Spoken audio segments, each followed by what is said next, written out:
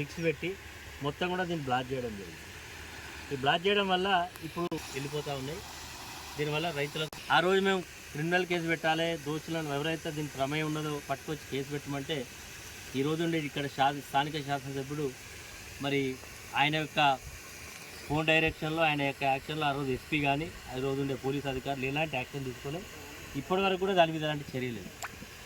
కాబట్టి ఇప్పటికైనా ప్రభుత్వం మొన్ననే ఇసుక మాఫియా మన పక్క పెద్దపల్లి జిల్లాలో ఇట్లాంటి చెక్ డ్యాంలో చూటాలు పెట్టి పేల్చిండు.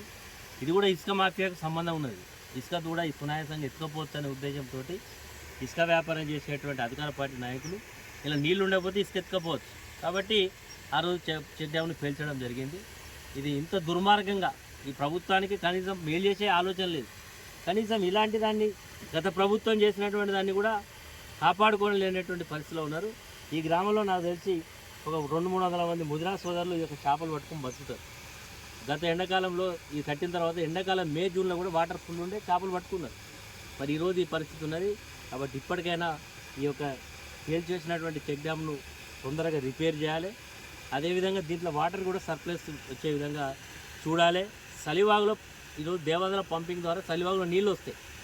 ఈ రోజు వరకు కూడా పంపింగ్ లేదు. నేను మొన్న బీంగన్పూర్కి వెళ్తే అలా వాటరే లేదు.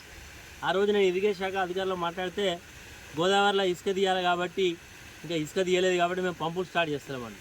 ఎంత దుర్మార్గంగా ఉన్నారంటే ఇప్పటికీ 50% పంపింగ్ అయిపోవాలి. వాటర్ పంపింగ్ ఇక్కడ నుంచి ధర్మసాగర్, తపాస్పల్లి, రామప్ప అదేవిధంగా పాకాలకు దాకా నీళ్ళు పోతాయి మరి. కానీ మరి ఈ ప్రభుత్వం ముద్దు నిద్రలో ఉన్నది కాబట్టి ఇంత దుర్మార్గంగా ఉన్నది. రేవంత్ రెడ్డి, ఉత్తమ్ కుమార్ రెడ్డి పెద్ద పెద్ద మాటలు మాట్లాడుతున్నారు.